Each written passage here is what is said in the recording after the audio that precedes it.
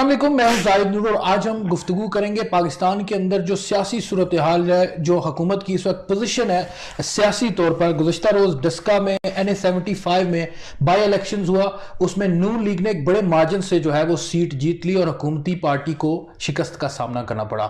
उसके बाद जो जहांगीर तरीन साहब हैं उनकी तरफ से भी हुकूमत के लिए काफ़ी टफ टाइम दिया जा रहा है और हो सकता है कि वो एक फॉरवर्ड ब्लॉक भी पार्टी के अंदर बना लें। सारी सूरत हाल पर गुफ्तगू करने के लिए हमारे साथ मौजूद हैं सीनियर सहाफ़ी शकील अंजुम राजपूत साहब। उनसे हम गुफ्तगू करेंगे कि आज की जो सारी सूरत हाल है वो इसको किस तरह देख रहे हैं और दीगर अहम जो और मौज़ूआत हैं उनको भी डिस्कस करेंगे। तो सबसे पहले शकील भाई बहुत शुक्रिया।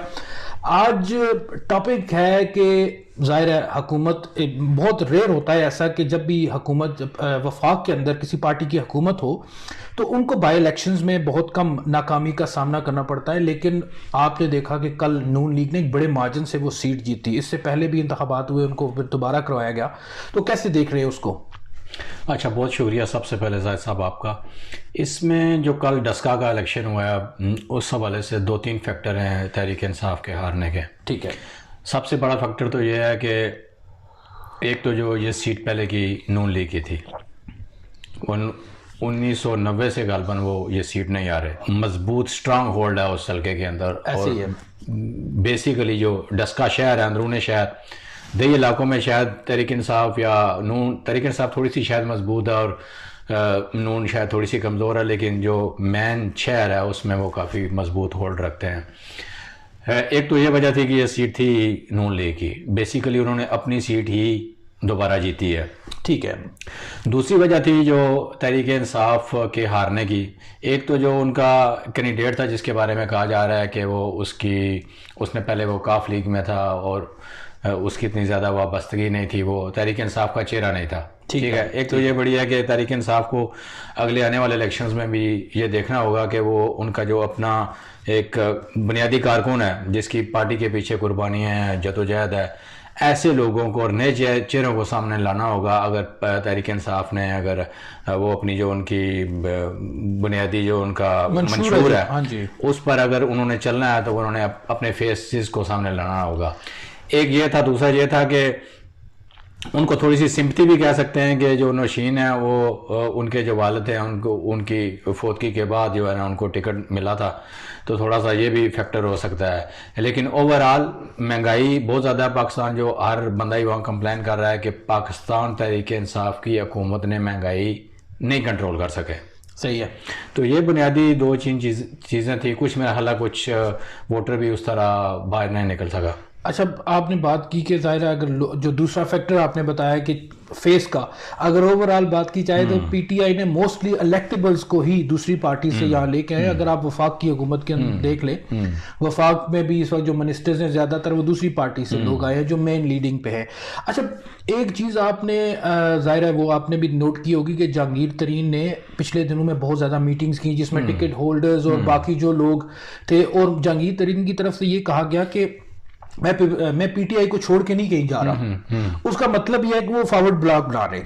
तो अगर वो फॉरवर्ड ब्लॉक बना लेते हैं तो फिर तो हुकूमत के लिए बहुत टफ होगा, क्योंकि वो जहांगीर तरीन वो शख्सियत हैं जिन्होंने सारे आज़ाद उम्मीदवारों को इकट्ठा करके हुकूमत बनाने में मदद की थी। तो आप क्या समझते हैं कि कितना टफ होगा हुकूमत के लिए ये जहांगीर तरीन से पंगा लेना? डेफिनेटली टफ होगा, लेकिन मैं समझता हूँ कि इस मौका पर जहांगीर तरीन साहब के लिए भी पीटीआई को छोड़ना या हुकूमत को छोड़ना उनके लिए ज़्यादा मुश्किलात का बायस बनेगा। तो मैं नहीं समझता कि पीटीआई में इस वक्त जहांगीर तरीन को फॉरवर्ड ब्लॉक की बुनियाद रख रहे हैं, लेकिन वो ये ज़रूर कर रहे हैं कि एक प्रेशर ग्रुप जो है ना उसको सामने लाना चाह रहे हैं। ठीक है। बजाय इसके कि वो फॉरवर्ड ब्लॉक के तौर पर सामने आए, क्योंकि उस दिन जो उन्होंने अपने घर में दावत दी है, कशाइया दिया है, जो उनके हम ख्याल जो MNAs और MPAs थे उनको दावत दी है, तो एक बेसिकली उन्होंने अपना एक पावर शो करने की कोशिश की है और हुकूमत के लिए थोड़ा सा प्रेशर क्रिएट करने की कोशिश की है। लेकिन उसी के साथ साथ वहाँ जितने लोग भी मौजूद थे बशमूल जहांगीर तरीन साहब के, उन्होंने यही कहा है कि हम पीटीआई को छोड़कर कहीं नहीं जा रहे। पीटीआई को हमने खून दिया है, पीटीआई के लिए हमने वक्त दिया है, पीटीआई के लिए हमारी कुर्बानियाँ हैं, लेकिन हम तहरीक इंसाफ से इंसाफ मांग रहे हैं।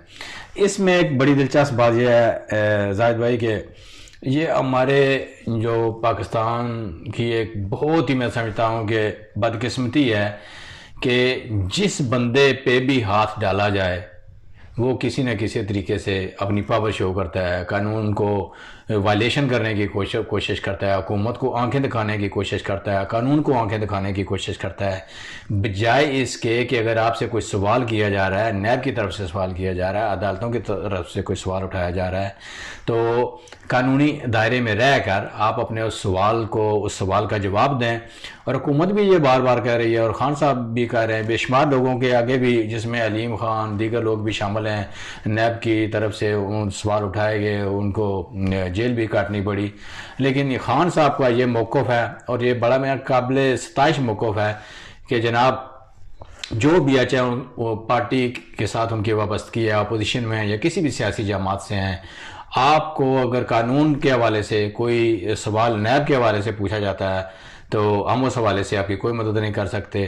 آپ اپنے وہ سوال کا جواب دیں، اپنے بری ہوں اور پارٹی آپ کو ویلکم کہے گی، کوئی ایشو نہیں ہے. لیکن اگر آپ کے اوپر الزامات بھی ہیں تو اس حوالے سے تحریک انصاف اور حکومت یا عمران خان صاحب اس بندے کو شاید اس وقت سپورٹ کرنے کے موڈ میں نہیں ہیں. ایک بات آپ مطلب فارورڈ بلاک کی ہم نے بات کی تو جہانگیر ترین صاحب نے ایک اشارہ ضرور دیا کہ ہم پی ٹی آئی کو چھوڑ کے کہیں نہیں جا رہے، مطلب ادھر ہی ہیں، ادھر ہی سیاست کریں گے. تو اور ساتھ میں وہ لوگ بھی اپنے ساتھ لگا لیے، تو کل اگر وہ ان کے اگینسٹ کھڑے ہو جاتے ہیں تو حکومت کی دیواریں تو وہ ہلا دیں گے. نہیں، حکومت شروع سے ہی جب 2018 میں خان صاحب کی حکومت بنی تو وہ بڑی کمزور بنیادوں میں بنی تھی. ان کے پاس جو ہے نا اکثریت نہیں تھی، 2-4 ادھر ادھر سے کچھ اتحادی ووٹوں کو ملا کر. اور اوبویسلی جہانگیر ترین صاحب کی تحریک انصاف کے ساتھ پچھلے 10-12 سال سے کافی مضبوط وابستگی ہے. خان صاحب کے بڑے قریبی ساتھیوں میں ان کا شمار ہوتا ہے، اور چینی جو اسکینڈل سے پہلے تھا، لیکن اب وہ رائٹ ہینڈ مین سے جی خان جہانگیر صاحب کے ترین صاحب رائٹ بھی ہینڈ کہہ مین سے چکے ہیں کہ وہ تھوڑا سا ہمارا رشتہ کمزور ہوا ہے. بالکل. لیکن دوسری طرف اگر آپ دیکھیں جو پاکستان کی 2 بڑی سیاسی جماعتیں ہیں، پیپلز پارٹی اور نون لیگ، ان کا جہانگیر ترین صاحب کے حوالے سے کیا موقف تھا؟ ظاہر ہے وہ تو اے ٹی ایم کہہ رہے تھے نا، ان کو اے ٹی ایم کہہ رہے ہیں. اب انہوں نے کیا موقف تبدیل اب کیا وہ ہے؟ جہانگیر ترین صاحب کے حق میں بول رہے ہیں. تو دیکھیں کہ مافیا پاکستان میں کس طرح ایک دوسرے کی پشت پناہی کرتا ہے، کہ اگر مافیا اگر آپ کی مخالف جماعت میں بھی ہے، اپوزیشن میں بھی ہے، لیکن ان کے مفادات ایک ہیں. بالکل. جب ان کے مفادات پر زد پڑتی ہے تو وہ ایک دوسرے کے حق میں بولتے ہیں. خان صاحب پاکستان کے شاید پہلے وزیر اعظم ہیں جو اس حوالے سے ان کا بڑا کلیئر اور ان کا کردار اور اس حوالے سے وہ بڑا صاف اور شفاف ہے کہ ان پر 2 سال حکومت میں رہنے کے باوجود، شاید 2 سال سے زیادہ عرصہ ہو گیا ہے، ان پر کوئی مالی حوالے سے کوئی بڑا سکینڈل نہیں آیا ہے. سو اس حوالے سے وہ بڑی مضبوط پوزیشن پر کھڑے ہیں اخلاقی طور پر، کہ ان کو پیسے کی کوئی ہوس نہیں ہے، وہ مال نہیں بنانا چاہتے، ان کی نیت ٹھیک ہے. آگے اگر ان کے راستے میں بے شمار رکاوٹیں ہیں، اور یہی مافیا، چینی مافیا ہو گیا، آٹا مافیا ہو گیا، بہت سارے مافیاز ان کی جماعت میں بھی موجود ہیں، اور ان کو اصلاحات کرنے میں بہت زیادہ بیوروکریسی کی جانب سے بھی بہت زیادہ مشکلات کا سامنا ہے. بالکل. وہ تو دیکھیں جہانگیر خان ترین نے جتنے بھی چینی کے سکینڈلز بنے وہ تو موجودہ گورنمنٹ کے اندر ہی رہ کے انہوں نے بنائے نا، جس طرح جو بھی کیا ہے. تو ایک اور چیز ظاہر ہے خان صاحب کی آنیسٹی پہ کوئی بھی سوال نہیں اٹھا رہا کہ انہوں نے کوئی کرپشن کیا یا وہ ان پہ الزام لگا، اس میں نو ڈاؤٹ. لیکن آپ بہت ساری چیزوں کو بڑا کلوزلی مانیٹر دیکھتے ہیں، فالو کرتے ہیں. تو گورنمنٹ کی 3.25 سال کی کارکردگی آپ کے خیال میں کتنی ہے؟ کیا آپ اس کو کتنے مارکس دیں گے آپ؟ دیکھیں جی، میں تو اس وقت 50-50 خیال ہے. 50-50 اس حوالے سے کہتے ہیں کہ پاکستان میں اس وقت ترقیاتی کام کوئی نہیں ہو رہے. ٹھیک ہے. 50 آپ نے کس بیس پہ دیے؟ وہ میں بتاتا ہوں. دیکھیں، اصلاحات جو پاکستان تحریک انصاف کا جو منشور تھا نا، بنیادی وہ یہ تھا کہ ہم نے تبدیلی لانی ہے. ایسے ہی ہے، بالکل. تبدیلی وہ کس حوالے سے کہہ رہے تھے کہ ہم نے اس ملک کا جو آگے نظام چل رہا ہے اس کو تبدیل کرنا ہے. ایسے ہی ہے. پولیس کا نظام ہو گیا، عدلیہ کا ہو گیا، صحت کا ہو گیا، اور اس کے علاوہ ہم نے غریب بندے کو جو ہے نا اس کو اٹھانا ہے. وہ تو اٹھا رہے ہیں. 5 نمبر میں اس حوالے سے ان کو دے رہا ہوں کہ دیکھیں، پاکستان میں پہلی مرتبہ اپنے ہاؤسنگ سیکٹر میں دیکھیں کتنی بڑی تبدیلی ہے. یہ ہے کہ پاکستان میں خان صاحب نے مورگیج سسٹم انٹروڈیوس کرایا ہے کہ جو غریب اور درمیانہ طبقہ ہے وہ اپنا گھر لے سکتا ہے. انہوں نے کچھ بینکوں کی چین بنائی ہے, اس میں شاید 8 بینک پاکستان کے شامل ہیں جو فنڈ دیں گے. کوئی بھی غریب مورگیج کرے گا وہ اپنا گھر بنا سکتا ہے. اسی میں جو 15-20 ہزار روپیہ وہ کرایہ دے رہا ہے, اسی کرایہ کو آپ نے قسط دینی ہے, کچھ آپ نے وہ ڈاؤن پیمنٹ دینی ہے, اور آپ کا نیا مکان. اگر آپ کے پاس کوئی جگہ بھی ہے تو اس جگہ کی بیسس پہ آپ وہ پیسے میرا خیال 18 لاکھ سے لے کے پتہ نہیں کتنے لاکھ, 36 کے پتہ نہیں کتنے لاکھ 35 لاکھ تک انہوں نے کلیم کر سکتے ہیں.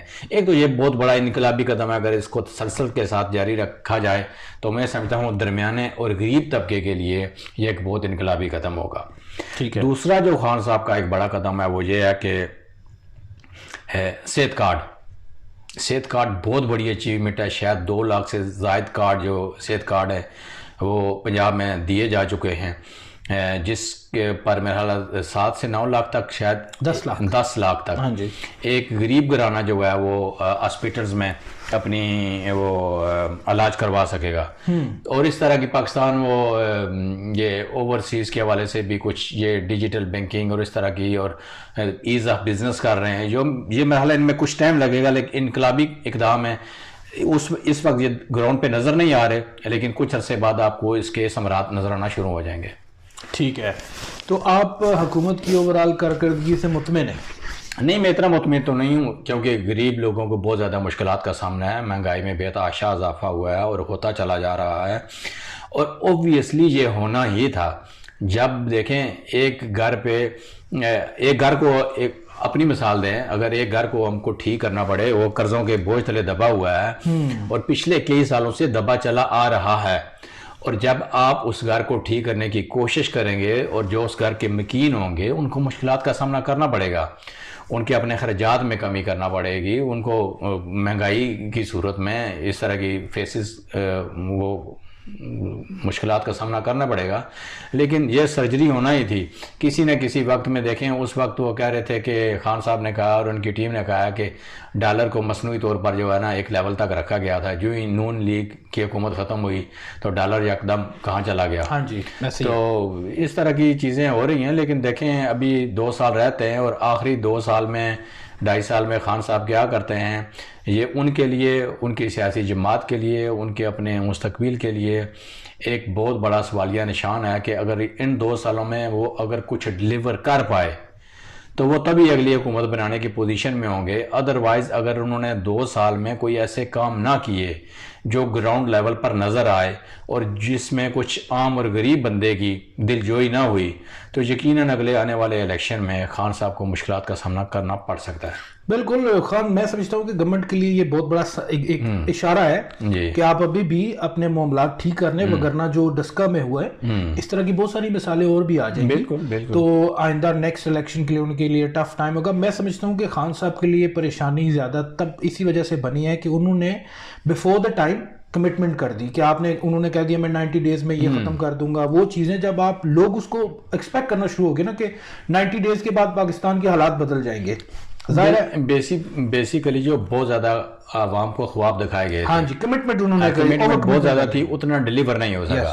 وہ شاید ڈلیور اس لیے نہیں ہو سکا کہ اس وقت شاید خان صاحب کو بھی پتہ نہیں تھا کہ حکومت کرنے کے اور اپوزیشن کرنے کے کتنا فرق ہے اور کتنی مشکلات کا سامنا کرنا پڑے گا. خان صاحب کو جگہ جگہ ہر محاذ پر مقابلہ کرنا ہے مافیاز کے ساتھ. ابھی تک دیکھیں بیوروکریسی ان کے وہ کنٹرول نہیں ہو رہی. دیکھیں اس ملک میں, کیونکہ اپوزیشن کی جو بڑی سیاسی جماعتیں ہیں ان کی جڑیں ہیں اس بیوروکریسی میں.